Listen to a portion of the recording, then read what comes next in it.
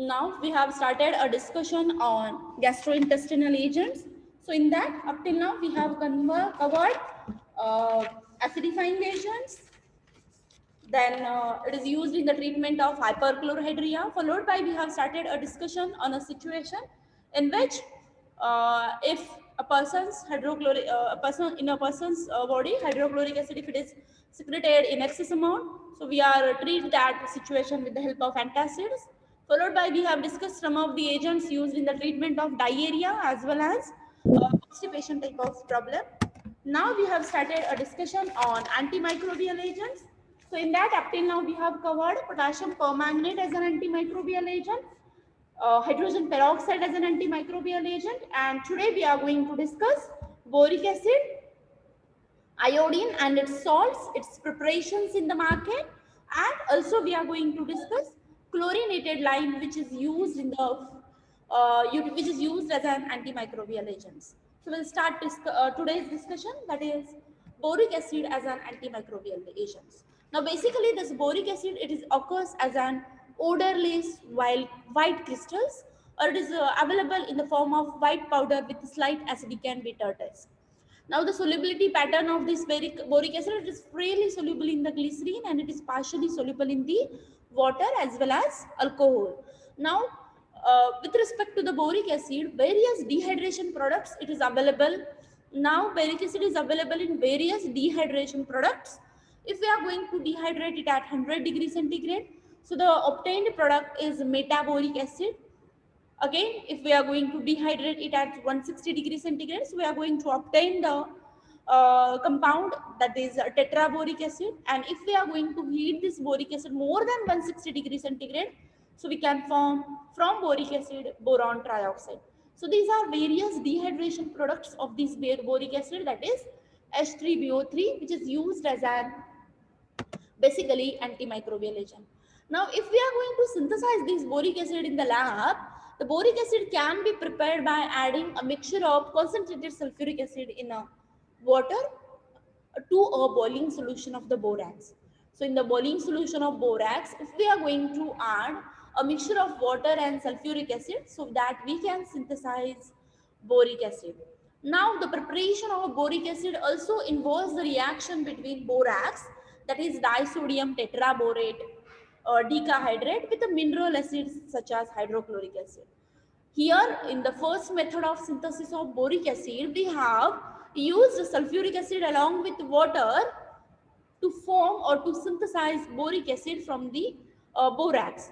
Now, the second method is from the preparation of boric acid from the borax with the use of another mineral acid, that is hydrochloric acid. So, the obtained white crystals of boric acid, they are completely soluble in the cold water. So the synthesized or the formed boric acid is completely soluble in the cold water. So in this way, by using two different mineral acids, we can synthesize boric acid in the lab also. Now, the assay method for the determination of percentage purity of the boric acid, it is assayed by the titrimetric method. Now, it is assayed by doing an titration as it is being a very weak acid. So in the name itself, we are going to dominate as it is a weak acid. So this boric acid is weak acid.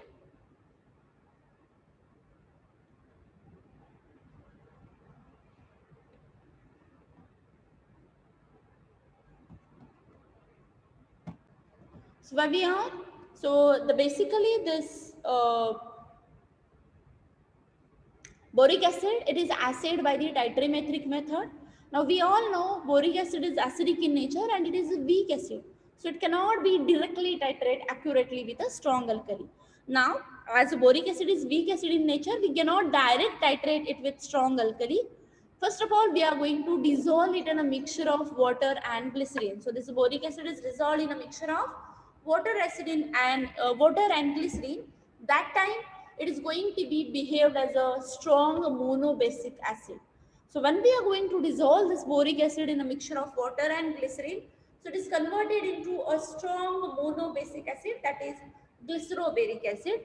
And this glycerobaric acid, we can directly titrate it with a strong alkali, for example, sodium hydroxide, in the presence of acid base, that is phenolphthalein as an indicator, till we are going to get a faint pink color. So the factor for the calculation of percentage purity is each ml of 1 normal sodium hydroxide is equivalent to 0.06183 grams of boric acid. Now this basically boric acid, it is used as an local anti-infective agent. So it is used for the treatment of the wound. So the powder of boric acid is sprinkled on that wound. So it is also used as a germicide and the dusting powder and as an antiseptic. It is also used in the ophthalmic preparation as a buffer. Now we all know the all ophthalmic preparation, the pH level of those preparations should be maintained to the constant level. So in order to maintain the pH balance of these preparations, it is used in the ophthalmic preparation as a buffer solution. Then boric acid can also be dangerous if we are not if it is used for the internal use. So basically already in the first statement only we have discussed that boric acid is used as an anti-infective agent externally, for the external use only. Now we are moving towards the second preparations, that are iodine and its preparations. Now what is this iodine? It is a gray black color brittle crystals. They are going to have the irritant odor and they are volatile at room temperature. So we all know this iodine is volatile at room temperature and it is very slightly soluble in the water but highly soluble in the concentrated iodide solution. If we are going to prepare a solution of potassium iodide, so in that solution, iodine is basically more soluble because it is going to form the polymer, or it is a polymer of this iodine. Now the chemical properties of the iodines are, they are melt at 114 degrees centigrade, that is 114 degrees centigrade. Iodine can be melted and it is dissociated at 700 degrees centigrade, which gives the vapor. So the dissociation of iodine, can be at 700 degrees centigrade to form the molecular iodides. Now, iodine is basically oxidizing agent as well as reducing agent.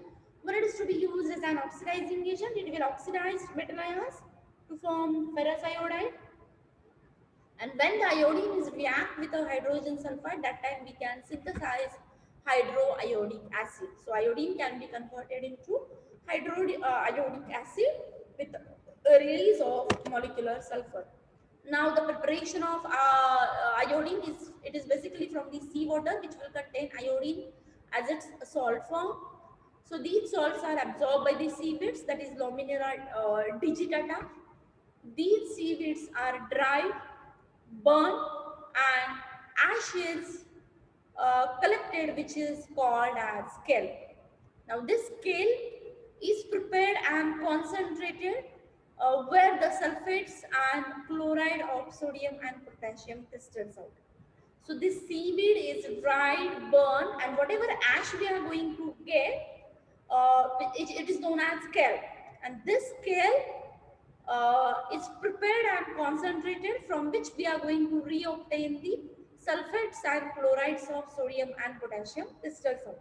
Now these crystals are removed by the filtration and the solution contains only the salts of iodides of sodium and potassium. So that the if we are going to filter out the potassium and sodium and potassium sulfate salts, so the remaining matter only contain the salt of sodium iodide and potassium iodide.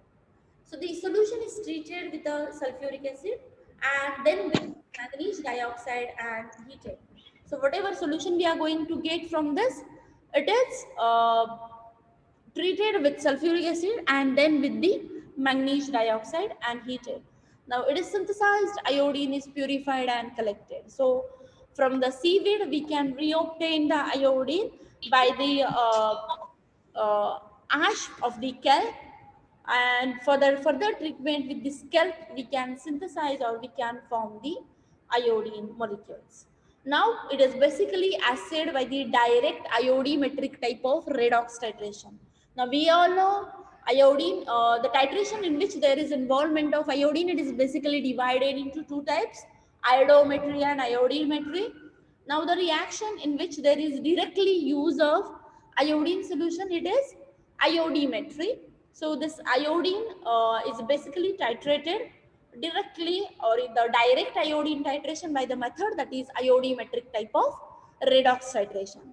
Now, in which iodine is added in the aqueous solution of the potassium iodide, plus there is addition of 2 molar acetic acid, and this mixture of acetic acid and potassium iodide, it is titrated with the 0.1 normal sodium thiosulfate solution by using a starch as an indicator. But this indicator is added towards the end point of the titration. Basically, there is titration of iodine and potassium iodide by using a mixture of potassium iodide and acetic acid, and finally it is titrated with sodium thiosulfate solution by using a starch solution as an indicator.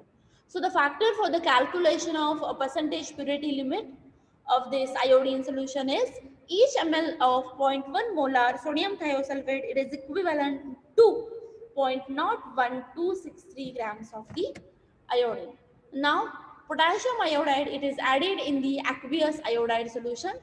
Iodine is non-polar molecule. It does not ionize in water. So basically, iodine is non-polar molecule. It is not going to be ionized in the water solution.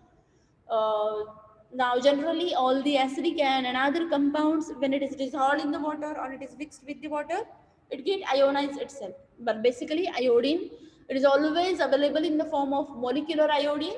So it is not going to be ionized when it is dissolved in the water. Now, potassium iodide is polar and iodine compound, which will ionize when it is dissolved in the water. Whereas, if we are going to use a salt of iodine, that is potassium iodide, now it is basically a salt, it get easily ionized in the water solution. Now the iodide salt will react with the iodine to form the complex of iodine, that is I3. Now earlier only we have discussed that iodine is not soluble in water, but it can be solubilized in the mixture of its salt, that is potassium iodide. So iodine is being negatively charged will dissolve in the water. So iodine, when it is mixed with the molecular iodine, so it is going to be form the complex ion of iodine, that is I3, and which is soluble in the water. So basically, this potassium iodide is used to dissolve the iodine in the water because it is going to form the complex of iodine ion. Now the uses of iodine solution, it is used as an antiseptic. It is acted by the formation of hypoiodic acid. Iodine is supplied externally, for example, at that is iodized salt for the proper functioning of the thyroid gland. It is used for the preparation of various iodide solutions, that is official preparations. Now the preparations which are available in the market of those iodine are aqueous iodine solution. It is also known as um, Lugol's solution. Then weak iodine solution. It is also known as tincture of iodine and strong iodine solution. See, three important official preparation. Officials means they are reported in the official books like pharmacopoeias. So these all pharmacopoeia reported preparations or formulations of iodines which are there in the market now also. They are aqueous iodine solution, weak iodine solution, and strong iodine solution. So aqueous iodine solution is nothing but Lugol's solution. Weak iodine solution is also known as tincture of iodine, that is, it is a concentrated one, and the strong iodine solution. Now the storage condition for the all iodine type of preparations, it is a glass toppered bottle with a well closed ceramic container because iodine is volatile in nature. Now various preparations, aqueous iodine solution, weak iodine solution, and strong iodine solution. Now the mechanism of action of this uh, iodine solution is uh, antiseptic action by the halogenation mechanism. So basically, it is going to be have antiseptic action by the halogenation mechanism. Now, the first formulation of this iodine is aqueous iodine solution. Now, it is aqueous iodine solution will contain 5% solution of iodine, that is iodine, and its 10% solution of potassium iodide in water to dissolve this iodine. Now, we all know the name itself is aqueous iodine solution. That means this iodine will be dissolved in the water molecule with the help of 10% solution of potassium iodide. So, the content or ingredients of this formulation: iodine, potassium iodide, and purified water. It is quantity sufficient. Quantity sufficient. So, the physical properties of this aqueous iodine solution: it is transparent brown liquid with the smell of iodine. As potassium iodide and iodine, they are dissolved in 100 ml of water, and the volume is made up to 1000 ml. Basically, it is dissolved in 100 ml, and then we are going to make up the volume up to 1000 ml. So, the assay, it is carried out by both iodine and potassium iodide content in the preparation. So, already we have discussed the assay method for the iodine. It is titrated with sodium thiosulfate solution with the use of starch as an indicator, which is added towards the end point of the titration. Now, basically, this aqueous iodine solution, it is used as an germicide and fungicide agent. It does not cause irritation to the cuts like tincture of iodine. So, when we are going to use the tincture of iodine, there is irritation to the wound. But basically, this aqueous iodine solution, there will not be any irritation to the wound or the cuts, and it is also used as a source of iodine. Now, the second preparation or second formulation which is available in the market is weak iodine solution. So, it is going to be have the synonym iodine tincture. Now, this weak iodine solution contains 2% W by W of iodine and molecular iodine and 2.5% of potassium iodide in the 50% of alcohol.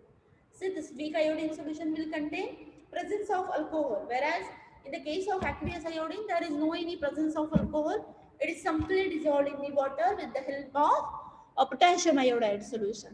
Now, the ingredients are iodine, potassium iodide, and 50% of alcohol. So, it is also a transparent brown liquid with the smell of iodine and alcohol. The potassium iodide and iodide are dissolved in a sufficient quantity of alcohol, and the volume is made up with 1000 ml of alcohol. Now, assay is carried out by both methods, that is potassium iodide, that is iodine, and potassium iodide content in the preparation. It is also used as a popular antiseptic agent. And the third and very important formulation of iodine, which is the preparation of iodine, that is strong iodine solution. They may ask a big, that is 10-mark question on this, that is write a note on iodine and its preparation. This is very important from this chapter. So three preparations are there: aqueous iodine solution, weak iodine solution, and now we are going to discuss the strong iodine solution.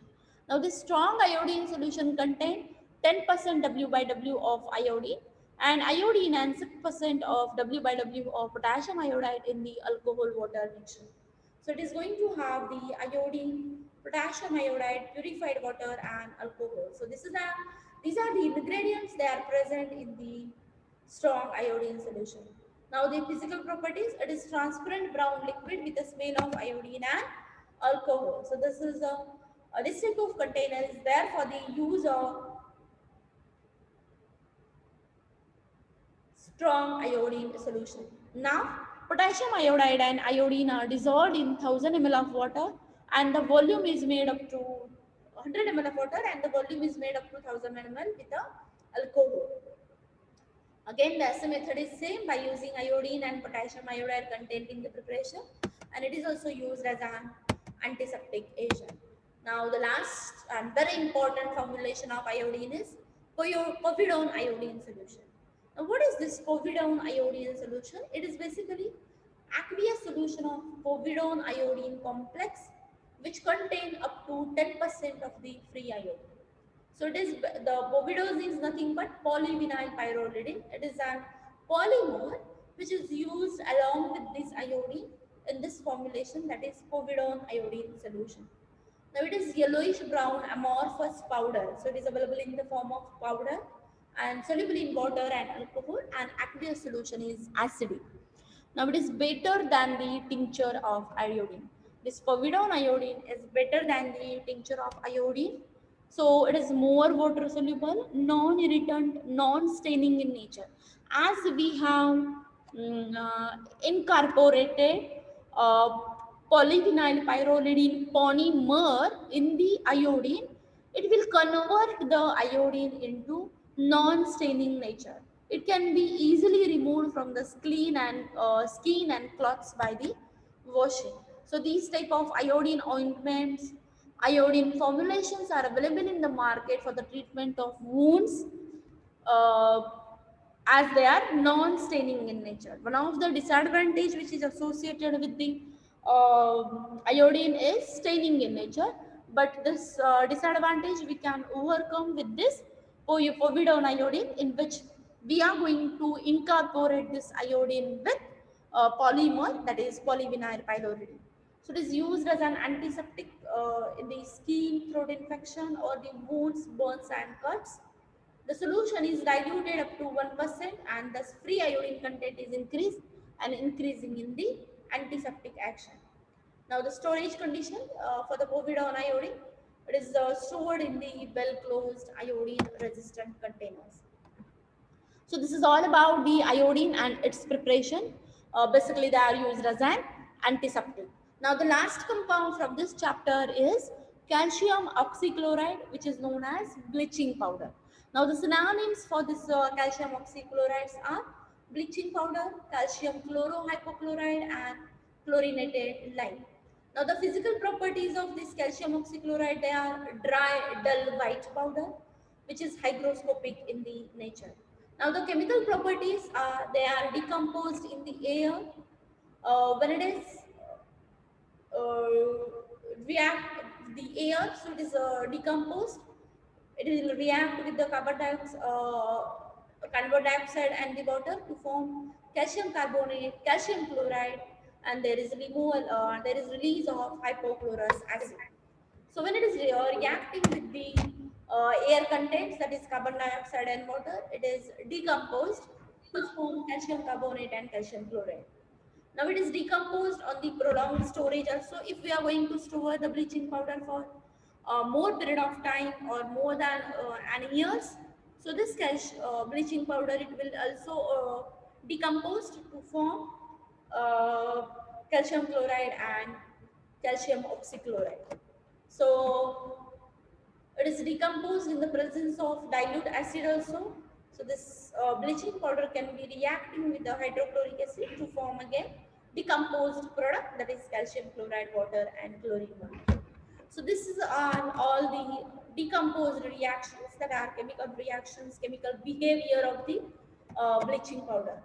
Now if we are going to synthesize this bleaching powder in the lab, when passing a current of chlorine gas over a calcium hydroxide. So when we are going to pass a chlorine gas over the calcium hydroxide, so it is in the lead container, so there will be a formation of calcium oxychloride. Now the assay principle for this bleaching powder is by direct iodometric redox titration to the aqueous solution of potassium iodide. Then there is addition of acetic acid, and the mixture is kept aside in a dark for 10 minutes and titrate against sodium thiosulfate solution by using starch as an indicator. So these are the sequence of the reactions involved in the assay procedure of bleaching powder. So basically this bleaching powder will react with the acetic acid, so there is formation of calcium acetate, hypochlorous acid, and hydrochloric acid. Now this hydrogen ions will be forming a molecular hydrogen. Then potassium iodide will react with the chlorine gas to form potassium chloride and iodine, and this molecular iodine, formed molecular iodine, backly react with the sodium thiosulfate solution to form uh, so it is acid by this method. Now the uses of calcium oxychlorides are, it is used as an antiseptic for the wounds. It is also used as an disinfectant for the sterilization of the rooms and drains. It is also used for the chlorination of water, that is treatment of the swimming pools. In order to remove the dirty particles from the swimming pool, it is used as an cleansing agent for the chlorination of the water, and it is also used as an bleaching agent. Now the storage condition for the bleaching powder, it is well closed container in the fluid place. So these are all the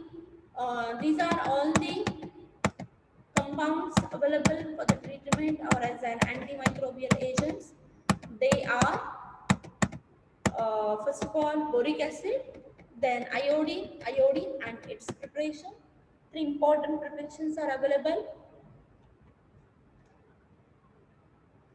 aqueous iodine solution, weak iodine solution, and strong iodine solution.